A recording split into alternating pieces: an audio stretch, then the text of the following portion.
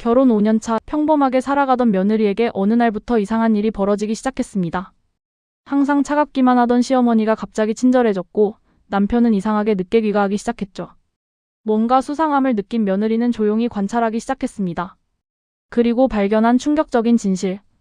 시어머니와 남편이 3년간 치밀하게 준비한 이혼 계획이었습니다. 며느리를 정신병자로 몰아 재산을 한 푼도 주지 않고 쫓아내려는 계략.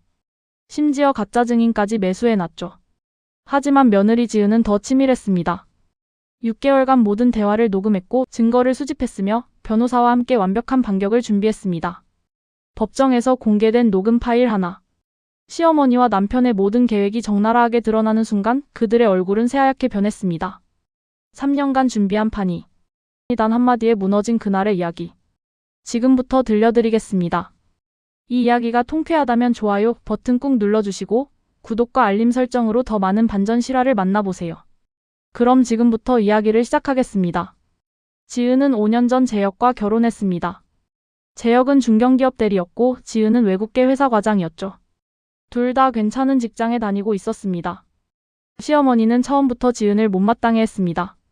며느리가 자기보다 학벌도 좋고 직장도 좋다는 게 마음에 안 들었죠. 우리 재혁이는 명문대 나왔는데 내가 감히 우리 아들한테 잘난 척하면 안 돼? 지은은 그저 고개를 숙였습니다. 아니에요. 어머님, 저는 그런 생각 전혀 없습니다. 결혼 후 2년은 그럭저럭 괜찮았습니다. 시어머니의 잔소리는 있었지만 참을 만했죠.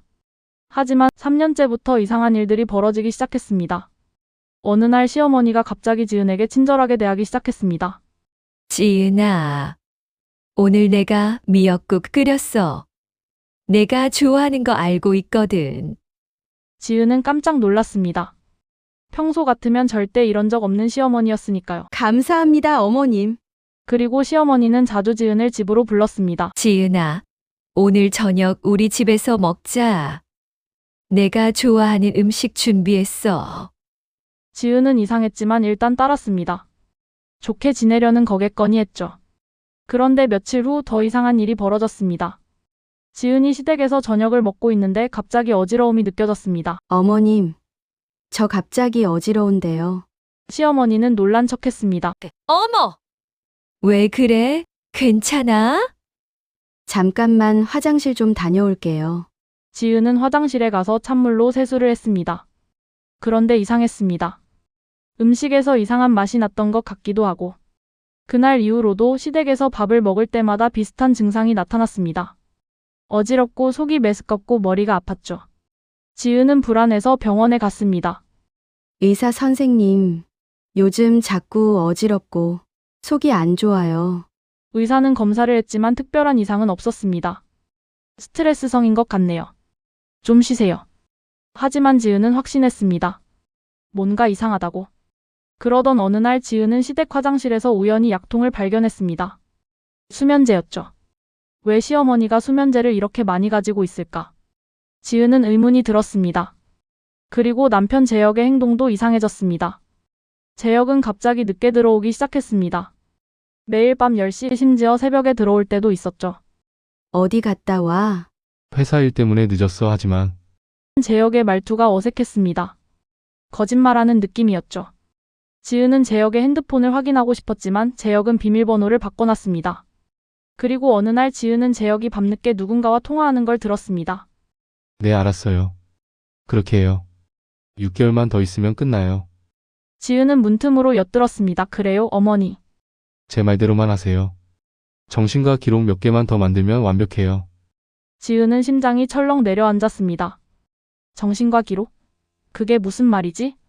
다음날 지은은 재혁이 출근한 사이 집안을 뒤졌습니다. 그리고 재혁의 서재 책상 서랍에서 서류 봉투를 발견했습니다. 봉투를 열어보니 충격적인 내용이 들어있었습니다. 이혼 계획서. 그 안에는 3년간의 치밀한 계획이 적혀 있었습니다.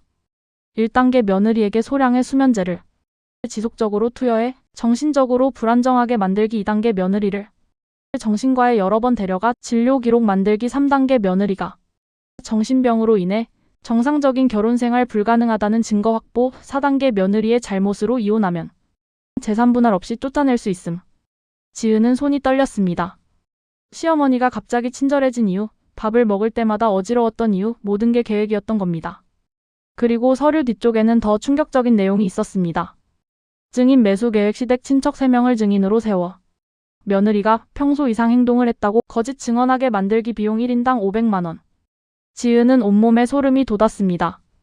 이 사람들이 3년간 이렇게 치밀하게 나를 모함하려고 준비했다니. 지은은 서류를 다시 원래 자리에 놓고 조용히 방을 나왔습니다. 그날부터 지은은 모든 걸 기록하기 시작했습니다. 시댁에 갈 때마다 몰래 녹음기를 켰습니다. 시어머니와의 모든 대화를 녹음했죠. 지은아, 오늘 이거 먹어봐. 내가 특별히 만든 거야. 감사합니다, 어머님. 그리고 지은은 음식을 먹는 척하다가 몰래 비닐봉지에 담았습니다. 나중에 검사를 의뢰하기 위해서였죠. 재혁과의 대화도 모두 녹음했습니다. 여보, 요즘 내가 너무 예민한 것 같아. 병원 가봐야 하나? 그래, 정신과 한번 가보는 게 좋을 것 같아. 재혁은 기다렸다는 듯이 대답했습니다. 지은은 겉으로는 순순히 따르는 척했습니다. 알았어. 그럼 예약 좀 잡아줘.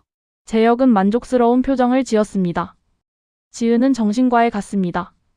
하지만 진료를 받기 전에 의사에게 따로 이야기했습니다. 선생님, 제 상황을 설명드려야 할 것 같습니다. 지은은 의사에게 모든 상황을 설명했습니다. 의사는 충격을 받았죠. 이런 경우는 처음입니다. 일단 진료 기록은 정상 범위로 작성하겠습니다. 그리고 필요하면 법정 증인으로도 서드리겠습니다. 감사합니다. 그렇게 6개월이 흘렀습니다. 지은은 그동안 변호사를 만나 상담을 받았습니다. 변호사님, 이 증거들로 충분할까요?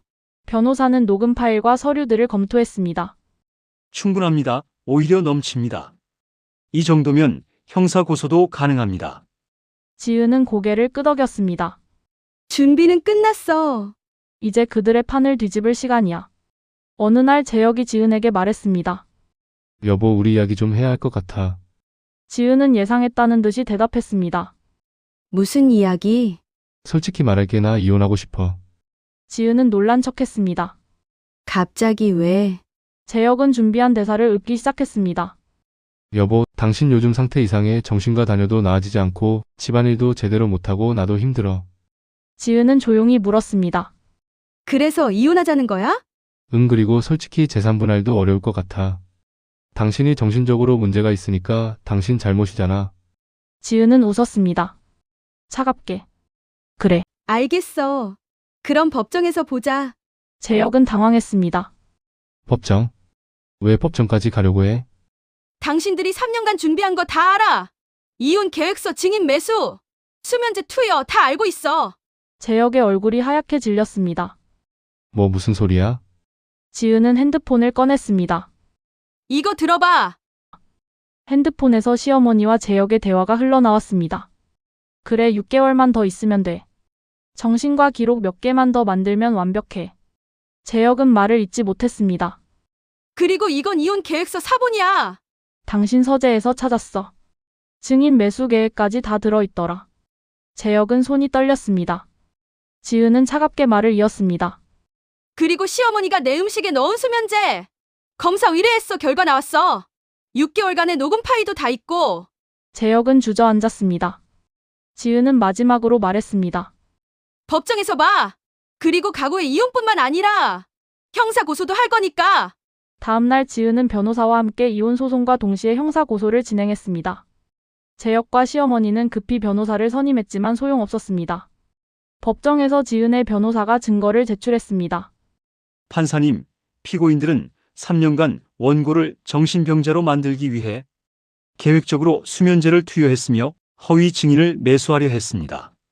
판사는 녹음 파일을 들었습니다. 그래, 6개월만 더 있으면 돼. 정신과 기록 몇 개만 더 만들면 완벽해. 법정이 조용해졌습니다. 판사는 재혁과 시어머니를 바라봤습니다. 피고인들, 이 내용이 사실입니까? 재혁은 고개를 숙였습니다. 시어머니도 말을 잇지 못했습니다. 판사는 판결했습니다. 이혼을 인정하며 원고에게 위자료 2억 원을 지급하라. 그리고 피고인들은 상해 및 사기 혐의로 형사 처벌 대상이 됩니다. 재혁과 시어머니는 그 자리에서 무너졌습니다. 3년간 치밀하게 준비한 계획이 단 한 번의 재판으로 끝나버린 겁니다. 법정을 나서는 지은에게 재혁이 다가왔습니다. 지은아, 미안해. 내가 정말 잘못했어. 지은은 차갑게 웃었습니다. 미안하다고 용서될 것 같아? 3년간 나를 정신병자로 만들려고 한 게 미안하다는 말로 끝나? 지은은 돌아서서 떠났습니다. 그 후 재혁은 회사에서 해고당했습니다. 범죄 기록이 생겼으니까요. 시어머니도 형사처벌을 받고 집행유예를 선고받았습니다. 그리고 지은은 위자료 2억 원으로 새로운 삶을 시작했습니다. 작은 카페를 차렸고 평온한 일상을 되찾았죠. 6개월 후 지은은 카페에서 커피를 내리고 있었습니다. 손님이 들어왔습니다. 재혁이었습니다. 재혁은 초라한 모습으로 카페 문 앞에 서 있었습니다. 지은은 재혁을 보고 잠시 멈췄다가 다시 커피를 내렸습니다. 어서 오세요. 주문하시겠어요? 재혁은 말없이 고개를 숙이고 나갔습니다. 지은은 그 뒷모습을 보며 조용히 웃었습니다. 3년간 준비한 판이 단 한마디에 무너진 날. 지은은 이제 자유로웠습니다. 여러분 이 이야기를 보며 무슨 생각이 드셨나요?